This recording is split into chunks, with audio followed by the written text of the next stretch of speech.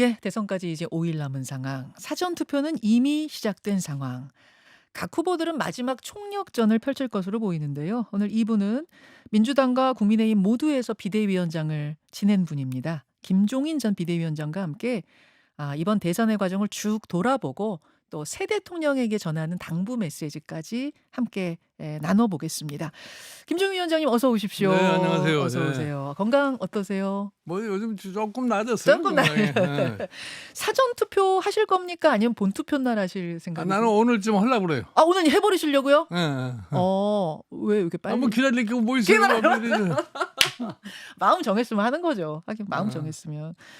느닷없이 치러지는 조기 대선이다 보니까 참 시간이 좀 빠르게 지나간 느낌이 있는데 경선 과정부터 본선 치르는 이 순간까지 과정을 쭉 복기해 보시자면 어떠셨습니까? 좀 총평을 해 주신다면? 나는 기본적으로 무슨 경선하는 과정이나 지금 이 선거에 돌아보는 과정에서 뭐늘 내가 얘기하는 것처럼 이번 조기 대통령 선거를 왜 하느냐를 좀 정확하게 인식을 해야 돼요. 예. 그래서 이번 조기 선거가 이루어진 것은 뭐냐면 비상계엄령으로 인한 윤석열 대통령의 탄핵 파면으로 인해 가지고서 실시한 선거 아니에요. 물론이죠. 그러면은 각 당이 이번 선거에 임하는 자세가 분명해야 된단 말이에요. 음흠. 늘 얘기하지만 정치는 뚜렷한 명분이 있어야지 일반 국민이 납득을 하는 거 아니겠어요? 명분 싸움입니다. 예, 그냥 야당은 뭐 야당대로 지금까지 반대를 해온 사람들이니까 뭐 젖혀놓고라도 지금 여당인 국민의힘의 이번 선거에 임하는 자세가 가장 옳아서느냐? 옳았느냐? 나는 이거 보기에 근본적으로 이 사람들이 상황 인식을 잘 못하고 있다 이런 얘기예요. 어허. 자, 계엄으로 인해서 대통령이 파면을 당하는 탄핵을 갖다가 당한 사람이면은 네. 그거를 어떻게 극복해야 된다는 거를 생각해야 할 거 아니에요. 근데 이 사람들은 과거에 집착하고 있는 거라 이런 얘기예요. 그러니까 경선 과정에서도 보면은 가장 명분 있는 후보를 갖다가 내세워야 돼. 나는 그래도 내 개인적으로는 그렇게 생각했어요. 이번 선거에 임하면서 국민의당이 정신을 차리고 지난 4월 4일 이전의 상황은 모두 잃어버리고 그 상황을 극복하기 위한 명분 있는 후보를 내세워야만이 이번 선거를 할 수 있다고 내가 여기 와서도 그렇게 그 얘기 얘기했는데, 하셨죠. 그 얘기 하셨죠. 근데 엉뚱한 지금 후보를 만든 거 아니에요. 아하. 예를 들어서 하여튼 이 명분 있는 후보는 절대로 안 된다 이렇게 생각을 하고 그다음에 뭐 쓸데없는 이유를 들어서 뭐 한덕수 전 총리하고 단일화한다는 측면에서요. 김문수 후보를 만드는 거 아닙니까? 그리고 김문수 후보 자신도 전략적으로 생각을 했는지 모르겠습니다만은 자기가 후보가 되면은 그날 밤으로 한덕수 저희 전 총리를 만나가지고서 단일화를 하겠다 이렇게 약속을 했는데 막상 되고 나서 보니까 그 약속을 안 지키는 거 아니에요? 아하. 예. 그러니까 이제 당으로서는 당황할 수밖에 없는 거지. 그러니까 새벽에 느닷없이 그냥 김문수 후보를 제쳐버리고서 한덕수를 후보로다가 하려고 하다가 결국 가서 실패를 해보고 예. 또 김문수 후보를 가지고 지금 선거를 임하는 거 아니겠습니까? 예. 예. 그러니까 거기에 뭐 이 일반 국민들이 제대로 호응을 할 수가 없어요. 일반 국민은 솔직히 얘기해서 비상계엄이라고 하는 그런 체제하에서 일반 국민이 살고 싶어 하는 사람이 없어요. 당연하죠. 그리고 당연하죠. 이 사람들이 문제가 뭐냐면은 계속 얘기하는 게 뭐예요? 윤석열 전 대통령도 그렇고 지금 국민의힘 사람도 그렇고 뭐 자유민주주의를 수호하기 위해서 우리에게 표를 달라. 근데 자유민주주의를 수호하겠다는 사람들이 비상계엄을 찬성하는 사람들이 어떻게 자유민주주의라는 얘기를 할 수 있느냐 이런 얘기예요. 앞뒤가 안 맞는단 말씀이세요. 그러니까 국민이 거기에서 납득을 하질 않아요. 그러니까 지금 선거를 뭐 자꾸 억지로 무슨 뭐 이 참 단일화를 하면은 자기네가 마치 될 것 같은 그런 착각을 하고 있는데 그 단일화도 처음부터 내가 안 된다고 그런 얘기를 한 거예요. 예를 들어서 이준석 이제 후보는 네. 멀쩡한 당 대표를 갖다가 뭐 별로 큰 잘못도 없이 내쫓아버리는 거 아니에요. 그래서 본인이 나와서 자선 개혁신당이라는 걸 만들어서 국회에 진입을 했고 갑작스럽게 이 탄핵이 되는 바람에 만 40세가 되자마자 지금 피선거권이 생겨서 지금 출마를 하고 있는 사람 아니에요. 네. 그러니까 이준석 후보로는 미래를 준비하고 있는 사람이라고요. 그러니까 자기의 독자적인 정치 노선을 음. 갖다가 걸어가지고서 음. 내가 대한민국 미래의 지도자가 돼보여야 되겠다는 사람이에요. 음. 그 사람이 아무도 명분도 없는 김문수 후보한테 단일화를 하겠어요? 아, 그래서 처음부터 일찌감치부터 김종인 위원장은 그 단일화 절대 안 될 거다. 하나 절대 안 돼. 그 얘기 하셨던 게 그래서 보기로 그래요. 그러셨어요? 이준석 후보가 단일화를 할 생각을 했으면 예. 처음부터 출마를 안 했을 거예요. 아, 출마 자체는 출마한 이상 40세 후보가 단일화를 해줄 리가 없다. 그렇지. 근데 안철수 후보는 그건 예전에 안철수라는 사람은 그건 그냥 뭐 대단한 정치인이라고 생각하면 안 돼요. 그 사람은 도대체 뭐 매번 출마를 했다가 뒤로 빠지고 출마했다 뒤로 빠지고 아이고. 그런 사람인데 솔직히 얘기해서 안철수가 거창하게 무슨 공동정부를 한다고 해서 단일화를 해놓고서 윤석열 당선된 다음에 공동정부의 의미가 뭐가 있어요? 어허. 그래서 내가 보기에는 안철수 지금 의원이라는 것은 단일화를 해가지고 지금 의원직 지금 유지하고 있는 그걸로 만족하는 사람이라고 는 생각을 해요. 약간 속은 거라고 보세요? 예. 알겠습니다. 알겠습니다. 지금 이 얘기를 다시 한번 정리해 보면 이번 선거의 결과를 전개 과정을 어떻게 보셨냐라는 질문이었는데 국민의힘이 명분 없는 그러니까 전략 없이 좀 임한 게 아니냐 그 부분을 난 먼저 그렇게 봐요. 지적을 예, 하셨어요. 예. 그러다 보니 단일화도 될 리가 없었다. 예. 명분이 없다 보니 될 예. 리가 없었다. 그럼에도 불구하고 어제 밤에 김문수 후보가 이준석 후보 사무실을 찾아갔답니다. 예. 물론 비어 있는 사무실이라서 다시 나오긴 했지만 아직도 좀 가능성이 있다고 보고 있는 것 같아요. 내가 보기에는 그거는 내가 보기에 김문수 후보가 착각하고 지금 이 국민의힘 사람들 착각을 하고 있는데 뭐 어느 국민의힘의 중진 의원이 뭐 나한테 전화를 하고서 뭐 단일화를 하는 게 도와줄 수 없느냐 이런 얘기한 사람도 있어요. 언제쯤 전화 받으셨어요? 아니 근데 내가 누구라고 얘기는 안 하겠는데 예. 어? 그래서 내가 그 전화를 받고 그 다음서부터는 전화도 안 받아요. 전화 안 근데 받으세요? 내가 보기에 이 사람들이 그러니까 세상이라는 걸 제대로 읽지를 못하는 거예요.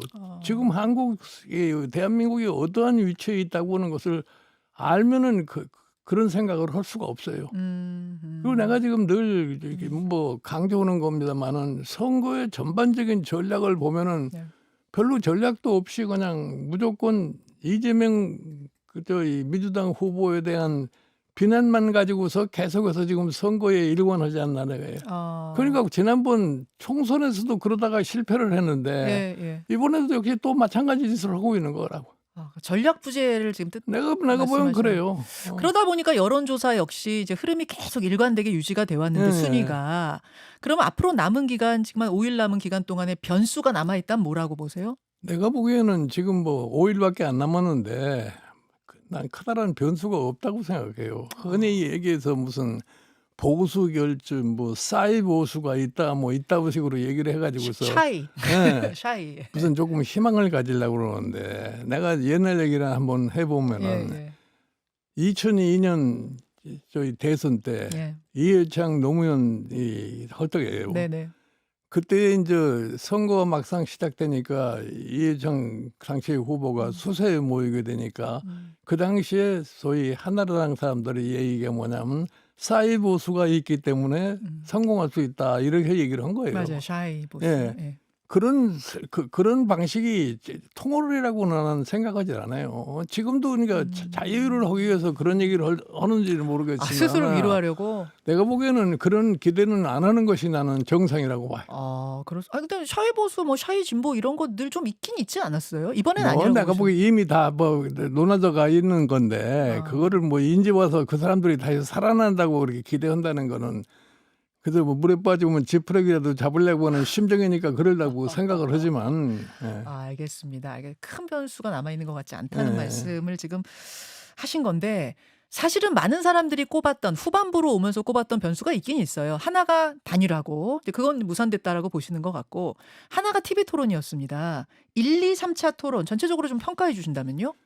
뭐든 나는 TV 토론이라는 것에 대해서 뭐 대단한 비중을 둘 필요 없다고 생각을 해요. 아, 내가 보고 그렇습니까? 토론의 전반적인 내용을 보면은 뭐 일반 국민들이 정말 관심을 갖고 있는 분야에 대해서 뭐 후보들이 지적을 하고서 얘기를 하는 게 아니라 서로 상호 비방하는데 주안을 뒀기 때문에 그 음. 토론 자체가 일반 국민들이 별로 그렇게 대단하게 느끼지 않는다고 나는 봐요. 아, 그러면은 지지자들이 다시 그냥 마음 잡는 정도지 네. 그걸로만 마음이 확확 바뀌고 네. 이러지는 않는다고 보시는 거예요. 그리고 한 가지 여기서 분명히 네. 말씀드리고 싶은 거는 이재명 후보는 지난번 선거 때 47.8%인가 받지 않았어요.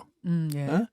거기다가 3%만 더 넣으면 과반수가 넘어요. 예. 그러니까 비교적 자기 지지세를 확대하는 건데 쉬운 상황에 있고 음. 지금 뭐 김문수 후보의 경우는 후보 자체를 굉장히 늦게 시작했고 본인이 사실 처음에는 대통령 후보 될 생각도 안 했던 아, 사람이에요. 그렇죠. 예. 그게 이제 갑자기 이루어진 상황인 거죠. 예. 그러니까 대통령을 하면은 내가 뭘 할 거라고 하는 것을 준비도 안 하는 사람이니까 국민들에게 설득 있는 얘기를 할 수가 없어요. 아하. 그러다 보니 TV 토론의 영향력이 그리 크지 그런 않다. 거죠. 예. 그 1, 2차전에서 이제 누가 득점 포인트를 올렸냐 이런 평가들 나온 걸 쭉 보면은 이준석 후보가 좀 득점 포인트를 올렸다는 평가가 꽤 많았어요. 그런데 3차전에서 설화가 벌어졌습니다.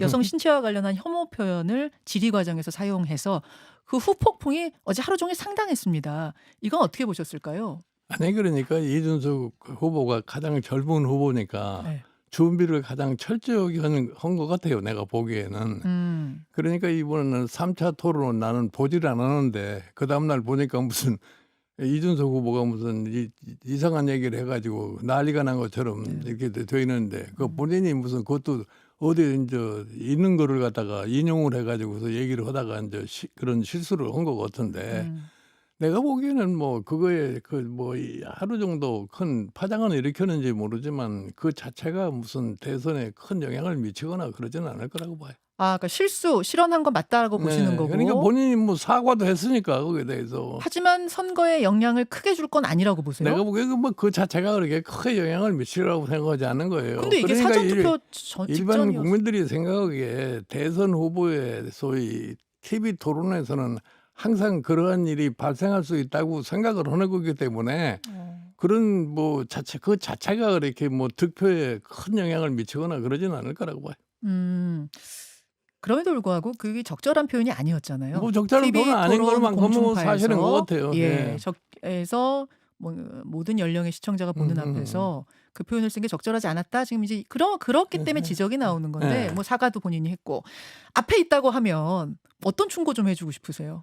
아니 그런 얘기를 안 했었으면 좋았을 뻔했는데 일단 뭐 뱉어버렸으니까 뭐 더 이상 주워 담을 수는 없는 거 아니에요. 그게 사람이 항상 뭐 얘기를 할 적에 참 그 자기가 한 얘기가 어떠한 파장을 일으킬 것이라는 것을 생각으로 얘기를 해야 되는데 그렇게 얘기를 안 하고서 후툭 뱉어가지고서 나중에 후회해봐야거나 아무 의미가 없어요. 좀 의욕이 앞섰을까요? 네. 뭐 토론에 임하는 것에 있어서. 알겠습니다. 아까 그러셨어요. 이제 새로운 대통령이 등장하면 할 일이 되게 많다. 정말 그렇죠. 계엄이라는 이 상황 속에서 탄핵이라는 상황 속에서 치러진 조기 대선. 다음 주 목요일이면요. 오늘이 목요일이죠. 다음 주 이 시간이면은 새로운 대통령이 정해지고 취임식까지 마친 상황입니다. 그런 거죠. 취임식까지 마친 상황. 예.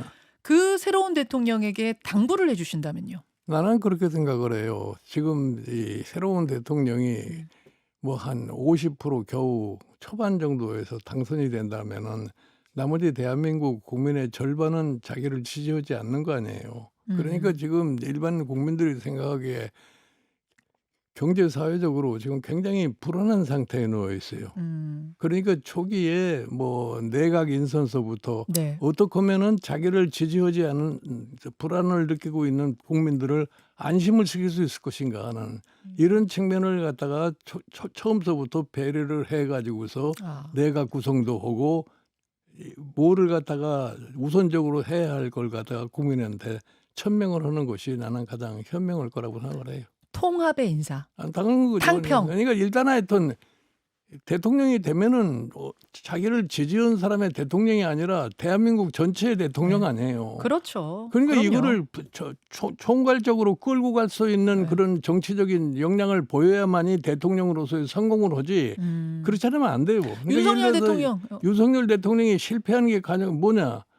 자기가 0,7%밖에 차이로 당선이 되는데 그 외의 사람들에 대해서 자기가 신경을 전혀 안 쓸 거예요. 배제했죠.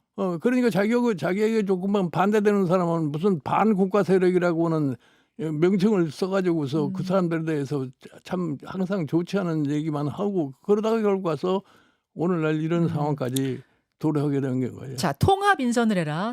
탕평책을 써라. 이게 첫 번째 조언이시고요. 두 번째는요? 두 번째는 사실은 우리나라의 지금 현재 경제 문제가 굉장히 심각합니다. 경제.